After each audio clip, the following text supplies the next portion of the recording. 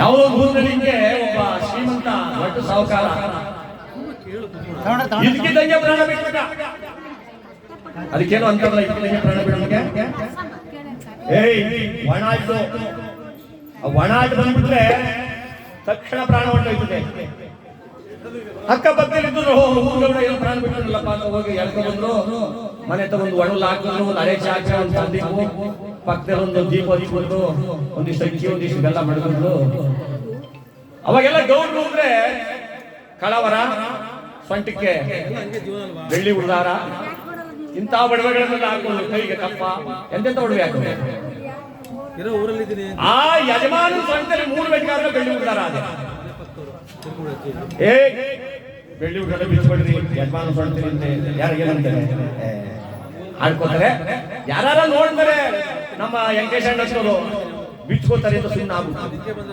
ವಾದ್ಯದವರು ಬಂದ್ರು, ತಮಟೆನೂ ಪಡೆದ್ರು, ಬಿಸಿನೀರು ಒಯ್ದ್ರು, ತಲೆ ಪೇಟನ್ನು ಹಾಕಿದ್ರು, ಚಟ್ಟದ ಮದ್ಮೇಲೆ ಕುಂಡಿಸಿದ್ರು.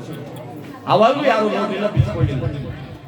ಈ ಅಮ್ಮ ಏನ್ ಮಾಡಿದ್ರು, ಈಗ ನಾ ಈಗಲೂ ಸುಮ್ಮನಿಸಿ ಬಿಟ್ರೆ ಈ ಬೆಳ್ಳಿ ಹುಡುಗಾರ ಹೋಗ್ಬಿಡ್ತಾರೆ, ಓದ್ಕೊಂಡು ಹೋಯ್ತಾವೆ. ಜಗ ಜಗ ಜಗ ಜಗ ಜಗ ಜಗ ಜಗ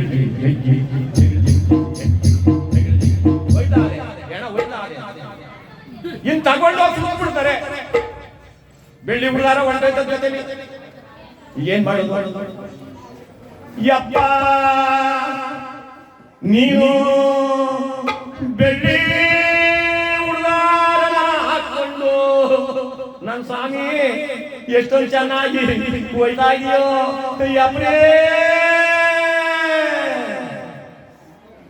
ಅವಾಗ ಅಕ್ಕಪಕ್ಕ ಇದ್ದವ್ರಿಗೆ ಅದು ಆಗ್ಬಿಟ್ಟು ಏನೋ ಬೆಳ್ಳಿ ಉಡ್ದಾರ ಅಂತ ತಾಯಕ ನೋಡಿ ಅಂದ್ಬಿಟ್ಟು ಆ ಎಣ ಸೊಂಟ ಕೈ ಹಾಕಿದ್ರೆ 3 ಬೆಟ್ಗಾತ್ರ ಬೆಳ್ಳಿ ಉಡ್ದಾರ.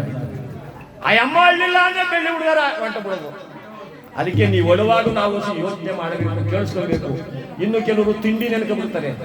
ಯಪ್ಪ ಮಾಡಿಲ್ಲ ಅಂದ್ರೆ ಬಂದ್ಬಿಟ್ರೆ ಕಾಲ ಸಾಲೆ ಯಾರು ಕಟ್ಟಿಸ್ಕೊಂಡು ನನಗೆ ಬದಿದಲ್ಲೋ